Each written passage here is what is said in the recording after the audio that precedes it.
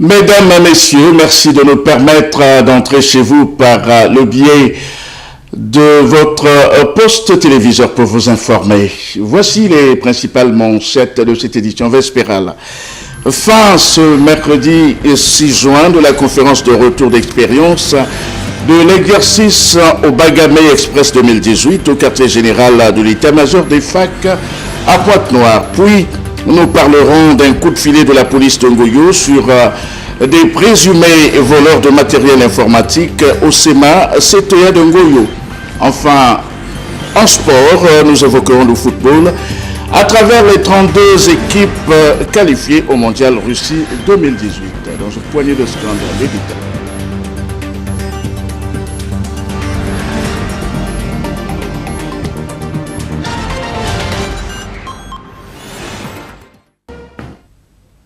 Nous l'avons signifié en titre, la conférence de retour d'expérience de l'exercice au Bagamé Express 2018 qui s'est ouverte hier 5 juillet a pris fin ce 6 juin 2018 au quartier général de l'état-major de Pointe-Noire. Les notes de reportage de Leslie Louzolo. Après 2 jours de travaux en atelier, c'est finalement ce mercredi 6 juin qu'a pris fin la conférence d'expérience de l'exercice au Bagamé Express 2018. Cette rencontre a permis aux participants de parler de fond en comble de quelques manquements observés lors de l'exercice multinational au Bagamé Express 2018. Un communiqué final a sanctionné ces travaux. Les participants repartis en 2 ateliers de réflexion ont procédé à l'examen de l'ensemble des résultats de la phase d'exécution de l'exercice. De cet examen, il en ressort un faisceau d'enseignement qui a permis de mettre en exergue plusieurs points forts, quoique certains points faibles aient été relevés.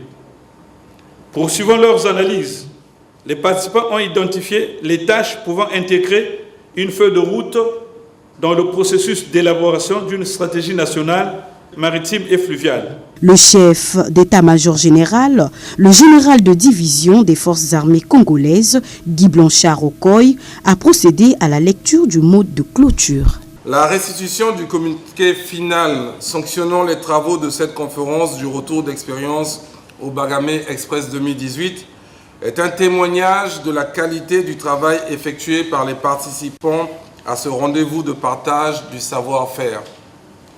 Je vous félicite et prends acte du contenu de vos recommandations essentielles en formulant l'orientation de les retrouver plus détaillées et assorties des modalités de suivi dans le rapport final.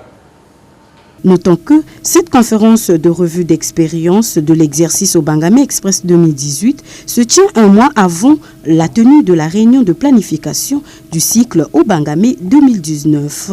Cet exercice qui permet aux forces présentes d'échanger des informations pratiques, d'améliorer leur expertise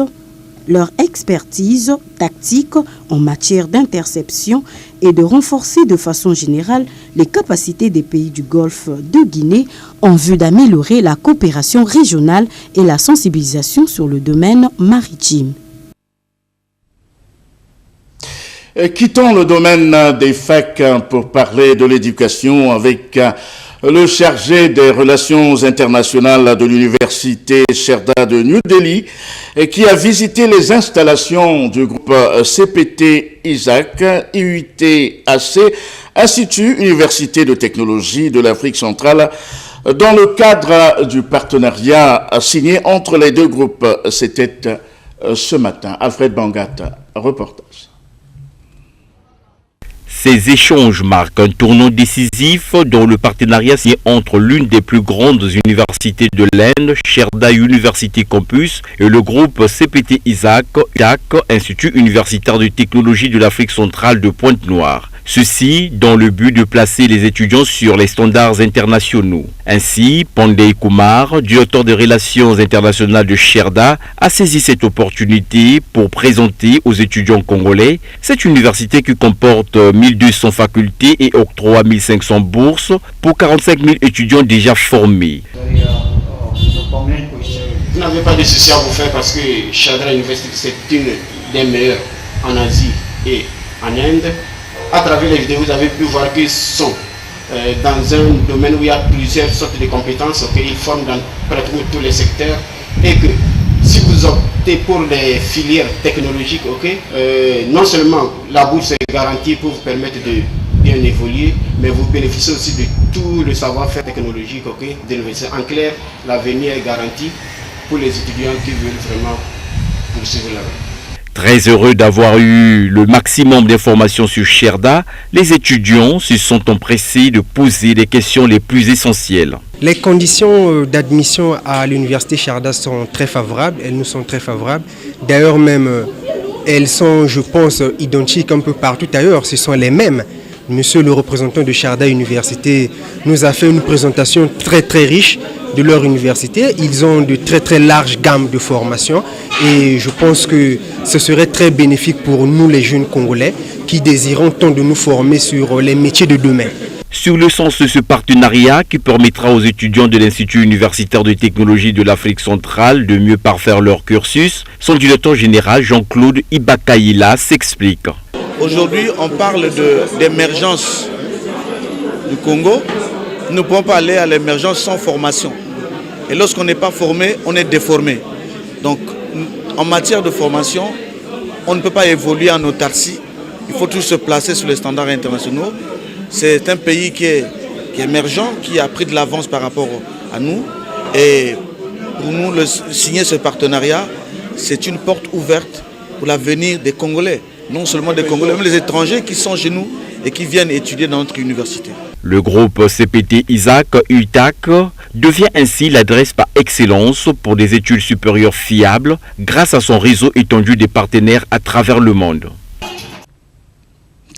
Restons dans ce registre de l'éducation pour parler du début des examens d'État. Lancement hier 5 juin sur l'ensemble du territoire national des épreuves écrites du baccalauréat technique, session du 5 juin.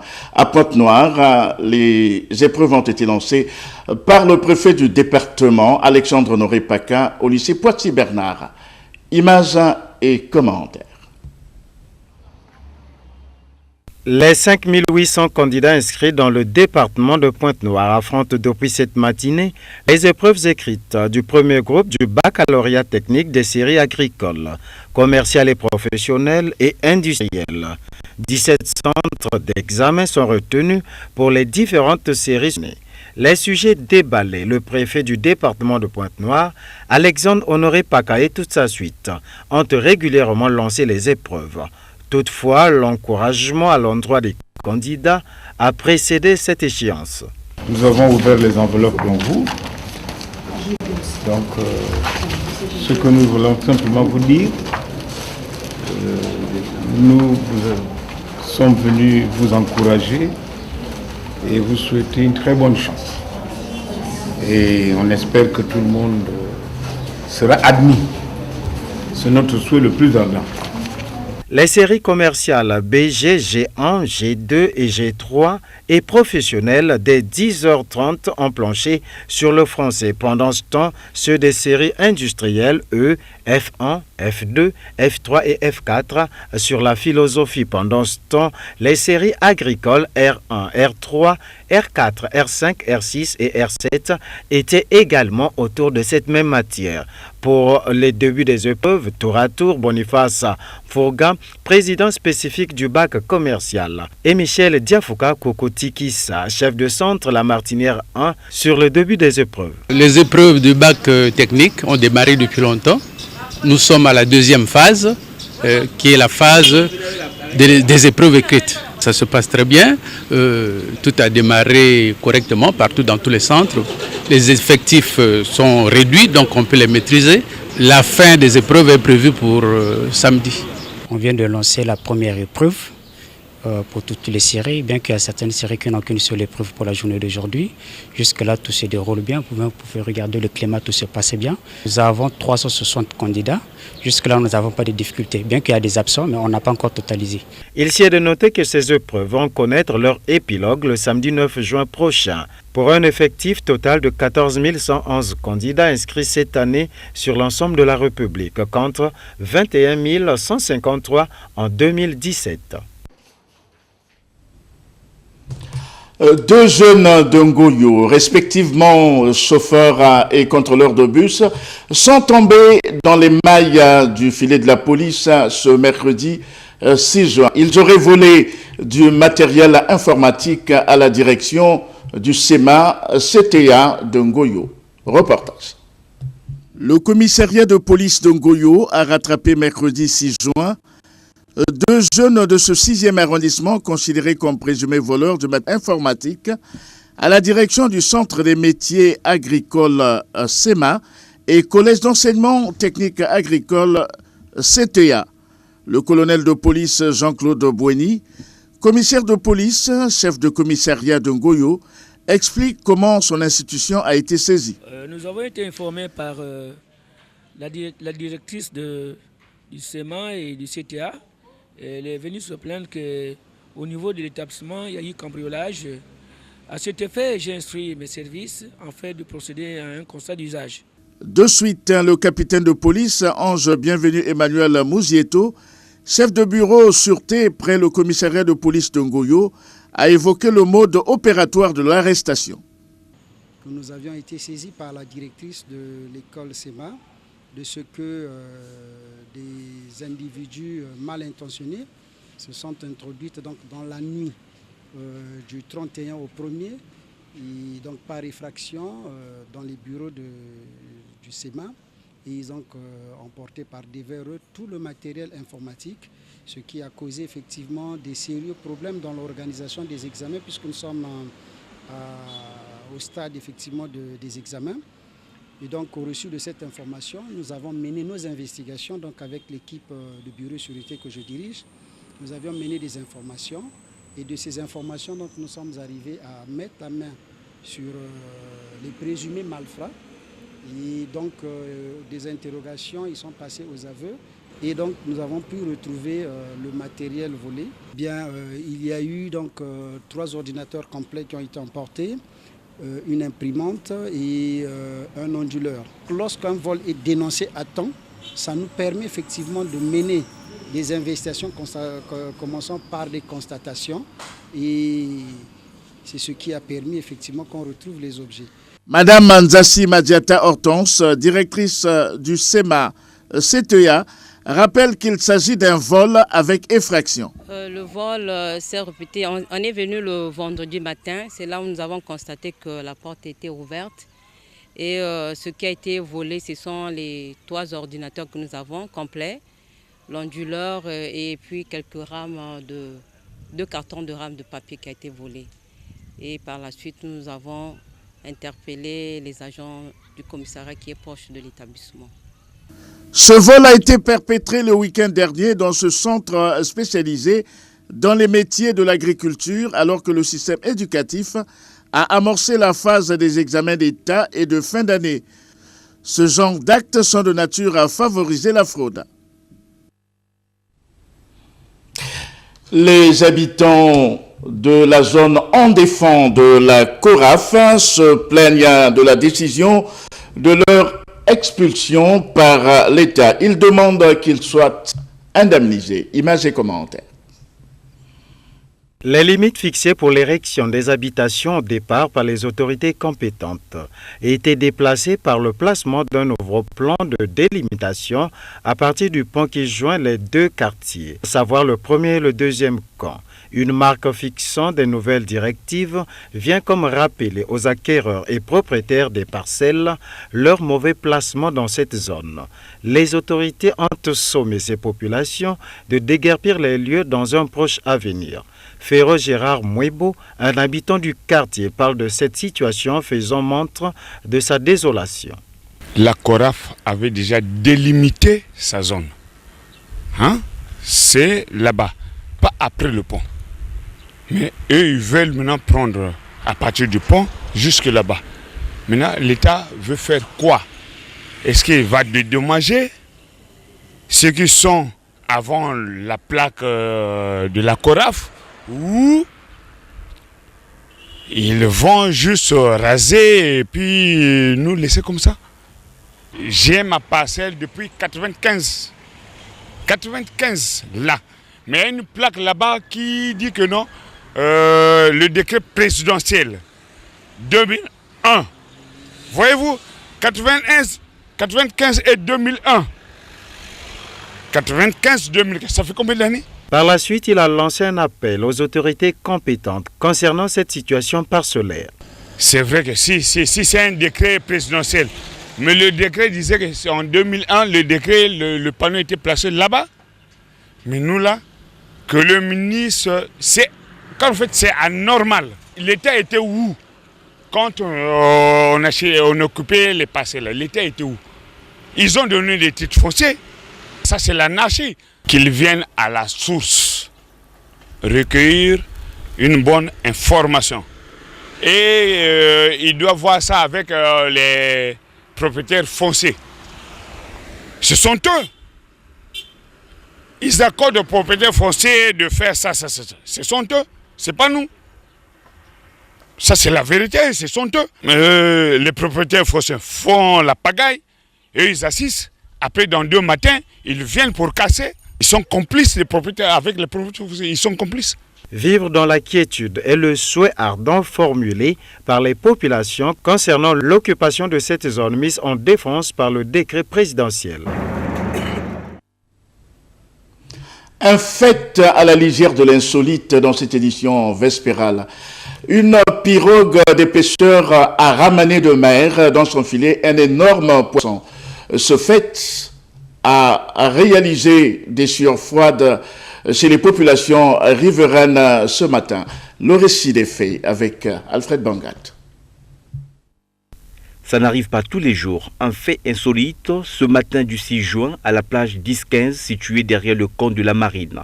En effet, l'équipage d'une pirogue des pêcheurs en pleine activité au large de Pointe-Noire a capturé dans les mailles de son filet un gros poisson qui s'appellerait en langue vili chimbombo. Ce poisson est très rare et l'on se demande si ce n'est pas une espèce en voie de disparition et par conséquent protégée. Arrivé sur la berge, la capture a créé de l'agitation.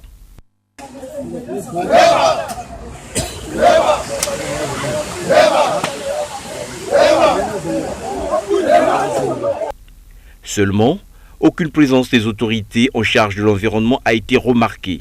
Le butin a été morcelé, chaque membre de l'équipage a eu son lot, et même quelques curieux ayant assisté au découpage.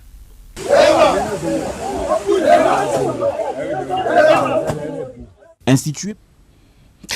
Célébration hier 5 juin de la journée mondiale de l'environnement sous le thème combattre la pollution plastique. Le gouvernement congolais s'emploie à mettre en œuvre les dispositions du décret interdisant la vente et l'utilisation des sachets et sacs plastiques au Congo. Commentaire. Instituée par le PNUE, Programme des Nations Unies pour l'environnement, cette journée est célébrée depuis de nombreuses années et soulève les questions essentielles de la protection de l'environnement et sur la qualité de vie des populations et la survie de notre planète. Le thème retenu cette année, la pollution plastique, a fait l'objet d'une déclaration rendue publique par le gouvernement de la République du Congo dans laquelle il est préconisé la formation des populations à l'éducation écologique. Le Congo produit chaque année plusieurs tonnes de déchets plastiques non recyclables. Un chiffre en pleine explosion à cause de la forte croissance de la consommation en dépit du décret interdisant l'importation, la commercialisation et l'utilisation des sacs, sachets et films en plastique. Le PNUE a établi une liste de points noirs sur lesquels un effort important doit être entrepris de toute urgence. Lutter contre la destruction de la couche d'ozone, la déforestation, la désertification, la sécheresse et préserver la qualité des réserves d'eau. Dans les entrailles de notre société, nous parlons de la restauration. Les Pontenegrins manifestent ces derniers temps un attachement aux grillades. Est-ce à cause de leur prix ou de leur accès facile? Telle est la problématique. Les éléments de réponse dans ce reportage estampillé Nadine Jo Lokate. La fréquentation est variée à ces endroits. Certains mangent sur place et d'autres préfèrent emporter leurs plats. On peut y trouver le poisson à la braise ou frit, les brochettes de viande, de gésier, de poulet, de côte, la peau de porc, les saucisses, etc. avec comme accompagnement le pain de manioc, la banane. La clientèle vient de touche, entre autres travailleurs, étudiants, mariés, célibataires et ouvriers, lesquels sont souvent dépannés par ces grillades toute la journée avant de regagner leur foyer. Vraiment, c'est avec toute une grande importance. La toute première des choses, c'est la nutrition. Sans la nutrition, l'homme ne peut jamais vivre. Non, ça c'est juste un ravitaillement. Parfois, vous vous promenez, vous avez faim. Bon, vous allez vous ravitailler justement avec des brochettes là avant que vous arriviez à la maison. Nous avons des nattes. Nous allons couvrir nos trucs pour qu'il n'y ait pas la poussière ainsi que les mouches ne viennent pas salir nos trucs là. Devenu presque indispensable pour les travailleurs et ceux qui font les coups de main, ces grillades ne font pas l'unanimité en ce que dans la cuisson, les normes d'hygiène ne sont pas observées. Car quelques pontonégrins exigeants pensent que cette nourriture est souvent à la merci de la poussière et des mouches, puisque pas couvert et surtout exposé aux abords des grandes avenues. Somme toute, si certains s'abstiennent, nombreux sont ceux qui en raffolent et font au finish le bonheur de ces vendeurs qui se retrouvent certainement. Juste un tour éclair à l'étranger, précisément au Sénégal, où, impatiemment attendu par les observateurs de la vie politique sénégalaise, le procès en appel de Khalifa Sall a été reporté par le tribunal hier mardi. Le commentaire est estampillé Jérémy Bakwa. Le procès en appel du maire de Dakar, Khalifa Sall, a été reporté pour permettre à la défense de se préparer. Un renvoi au 3 juillet prochain. Un délai de plus d'un mois donc, jugé pourtant suffisant par les avocats de Khalifa Sall. La défense qui estime que les règles n'ont pas été respectées a demandé un report au mois de novembre. La juge a tranché pour le 3 juillet. La mairie de Dakar, partie civile, demandait aussi un report du procès pour la fin novembre. Une date jugée aberrante pour le parquet comme pour les avocats de l'État qui estiment que Khalifa Sall tente d'imposer son agenda politique à la cour d'appel. Rappelons que le maire de Dakar a été condamné à 5 ans de prison pour escroquerie en fin mars dernier. Nous bouclons avec du sport, précisément du football. Les sélections des 32 pays qualifiés pour la Coupe du Monde sont dorénavant toutes connues. L'occasion de s'intéresser aux caractéristiques des forces en présence. De l'équipe la plus jeune aux clubs les plus représentés, en passant par les binationaux du Maroc. Petite revue d'effectifs. 27,4 ans. C'est l'âge moyen des joueurs qui s'apprêtent à disputer la Coupe du Monde. À titre comparatif, ce chiffre se situe aux 25 ans dans les clubs des principaux championnats européens. L'expérience est donc privilégiée par les sélectionneurs au détriment de la jeunesse. L'effectif le moins âgé est celui du Nigeria avec une moyenne de 25 ans. Ce sont d'ailleurs les équipes membres de la Confédération africaine de football, la CAF, qui possèdent les plus jeunes joueurs. À l'opposé de la pyramide, la sélection la plus mûre est le Panama, avec un effectif frôlant les 30 ans. Né le 4 janvier 1999, l'Australien Daniel Arzani, 19 ans, est le plus jeune joueur appelé pour cette Coupe du Monde 2018. Arzani, né en Iran, a 15 jours de moins que le Français Kylian Mbappé. Le vétéran du mondial est né le 15 janvier 1973 et il est égyptien. Le gardien égyptien Assam El Hadari, 45 ans, s'apprête à battre le record du plus vieux joueur de l'histoire de Coupe du Monde que détient le Colombien Farid Mondragón, qui a joué à 43 ans en 2014. La majorité des joueurs présents avec leur sélection en Russie évoluent dans les ligues les plus riches d'Europe. Les championnats les plus représentés sont sans surprise l'Angleterre, l'Espagne, l'Allemagne, l'Italie et la France. Manchester City se taille la part du lion avec 16 joueurs de son effectif présents au mondial. Il est suivi du Real Madrid, 15 joueurs. Le FC Barcelone de l'Argentin Lionel Messi affiche 14 éléments en Russie. Le Paris Saint-Germain représente la France avec 12 joueurs, comme Tottenham, Manchester United, la Juventus de Turin, les Blues de Chelsea et le Bayern Munich. Eux disposent de 11 joueurs qui vont disputer la Coupe du Monde. Avec 61,5% de joueurs nés à l'étranger, le Maroc est le pays qualifié qui possède le plus de binationaux. La plupart des joueurs à la double nationalité sont nés en France, comme Benassia, Shafik, Alioui, Boutaïb, Belanda. Au Sénégal également, plus de tiers des 23 appelés, 39,4%, ont vu le jour en France comme Khalidou Koulibaly, Alfred Ndiaye, Lamine Gassama ou Youssouf Sabali. La sélection croate est la preuve vivante que les footballeurs professionnels sont presque tous dans l'obligation de quitter leur pays pour gagner leur vie. 100% des sélectionnés de l'équipe croate évoluent ainsi à l'étranger. A contrario, la sélection anglaise compte 100% des joueurs évoluant au pays. Voilà, je parie que vous avez pris plaisir à ce passage en revue des effectifs de la Coupe du Monde Russie 2018. Complètement bouclée cette édition vespérale, j'aurai le noble plaisir de vous retrouver à d'autres occasions et comme vous le savez, toujours, mais toujours avec le même zèle apostolique. Au revoir.